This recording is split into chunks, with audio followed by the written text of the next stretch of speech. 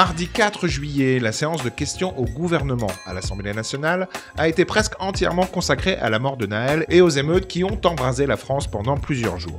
Et même si les débats étaient orageux, avec des invectives de part et d'autre, cela n'a pas empêché la première ministre de se taper un grand fou rire, regardez plutôt. Qui aujourd'hui sont inquiets, ont peur pour leur commerce, ont peur pour leurs activités. C'est la fermeté, c'est l'autorité, c'est la sécurité, c'est ce à quoi s'emploie le ministre de l'Intérieur et le ministre de la Justice. Et vous avez compris que la ligne du gouvernement défendue par la Première ministre est claire, le rétablissement partout sur le territoire de l'autorité de l'État. Quelle indignité! Alors visiblement, elle se fend la poire avec Agnès Pannier-Runacher, la ministre de la Transition écologique, et on ne sait pas vraiment ce qui a déclenché ces éclats de rire. Mais enfin, franchement, en pleine situation de crise, voir la première ministre du pays et une ministre se marrer comme des baleines et n'en avoir rien à foutre des débats, ça en dit long quand même sur l'état d'esprit de ce gouvernement.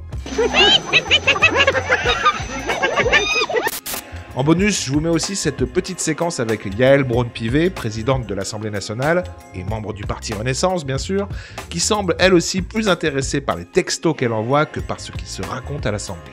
Et ils ont répondu de façon républicaine aux troubles qui ont secoué, bouleversé notre pays.